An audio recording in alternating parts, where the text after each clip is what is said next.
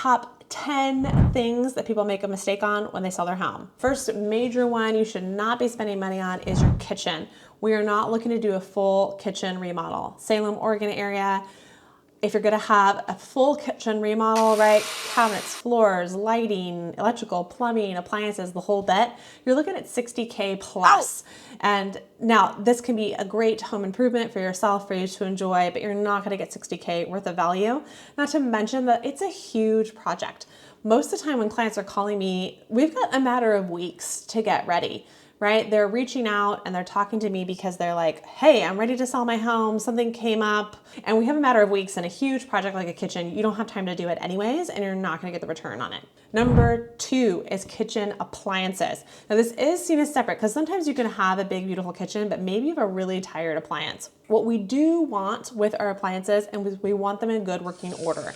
This is a good, just general rule of thumb. However, in addition, in Oregon, it's a really common practice that the kitchen appliances come with your home. So when you're selling your home or someone's buying their home, they expect it to come with a stovetop and a range, a dishwasher, a microwave, and a fridge. And when people are looking at your home, they are going to open up the appliances and they're going to look inside. We want to get it repaired and cleaned, but we're not looking to replace, because you're not going to see it improve your home value. Number 2 is floors. So floors are interesting because you do need them looking their best. Most floors you're not going to do a full replacement on. Now, the exception would be if you have some very, very tired vinyl flooring. If it's vinyl flooring and there's not very much of it and it can't be easily repaired, then a replacement might make sense, but we're going for an affordable replacement, not a super high-end replacement. Another client, one that recently has little dogs, and the dogs, you know, you're like on a staircase where the carpet meets the edge of the staircase, right? And the dogs had really they like to scratch there for some reason. For some reason, they really like the spot. I think they had a gate there, so they were scratching at the gate, and it had torn out parts of the carpet. And what we did was we brought in a carpet specialist. The carpet specialist fixed it for a couple $100, and then we were good to go. That's the sort of work that we're looking to do, opposed to replacing the whole carpet. Number 5 is your roof. Very similar. We want you to have a working roof. And no matter the age of your roof, we are looking to have it cleaned, right? So we want the moss off and we want the leaves off and the gutters cleaned out, but we're not looking to replace it. If you suddenly put on a whole brand new roof on your home when it didn't need one, or it was just older, you're not gonna get a one-to-one. So you're replacing this roof for $15,000, and people expect your house to have a working roof. So it is not going to increase the home value, not even if you buy the prettiest, you got a prettier shingle or anything like that. Now, again, $15K in on a Tuesday and $15K out on a Wednesday is what I'm saying doesn't happen. You do need a working roof, and if you're going to be in your home for a few years and you're like, yeah, my roof needs to be replaced, then replace it. It's just time. That's okay. And it is going to increase your home value. It's just not a one-to-one, which is what most people think happens. Number 6 is windows. So it is still not uncommon.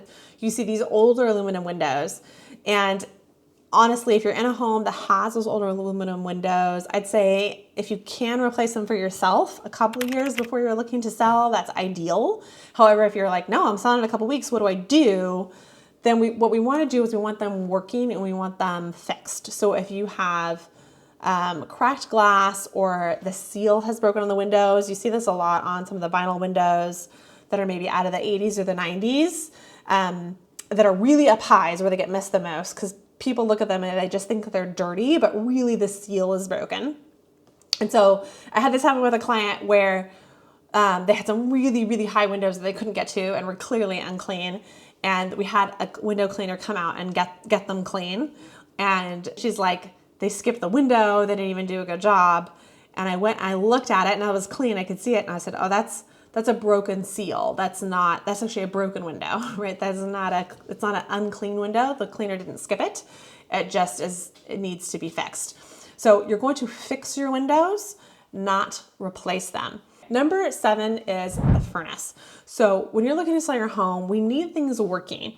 A home that can be heated when it's cold is key. We can't have a non-working furnace. That's a non-negotiable. That said, even if it's an older furnace, we don't have to replace it. So the first step that we do with any furnace is that we bring in an HVAC specialist to give it a clean bill of health, to do a full service on it, put in new filters, and see if anything's broken. And if something's broken and needs to be repaired, then we get that repaired. If they tell us it's a safety hazard or it's totally non-functional and it can't be repaired and it has to be replaced, then we are looking at replacing.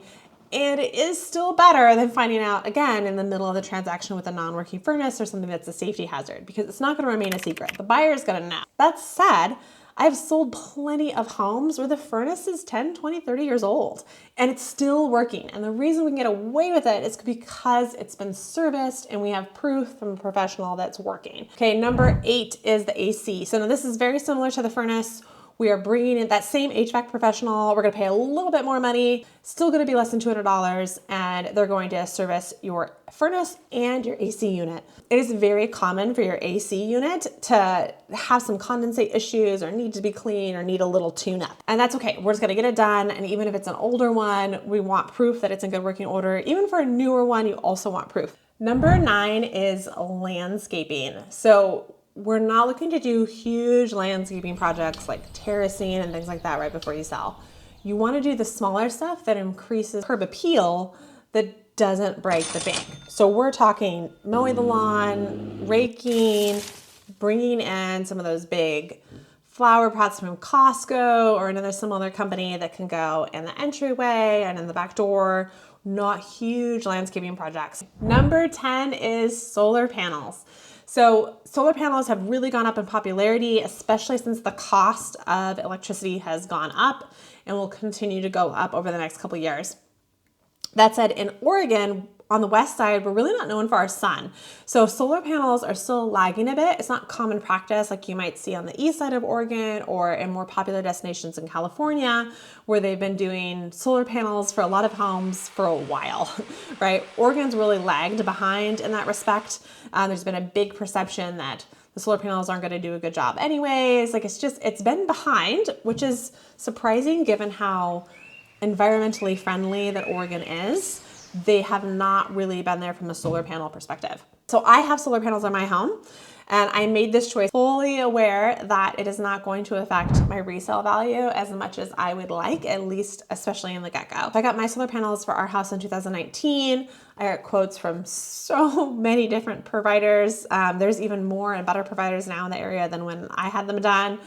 And I remember this one young buck was like salesman. We're sitting in the backyard and he's making his sales pitch and he's like $30K into those solar panels and it's going to improve your house by $30,000 in value. And I just had this look that I was like, He kind of like looks at, he's like looking down at his script, you know, and he looks up at me and he's like, "You're a real estate professional. Does it increase home? Is that right? Is it increase home by $30,000 in value?" And I was like, "Yeah, no, I'll be lucky if it improves the home value by 5K.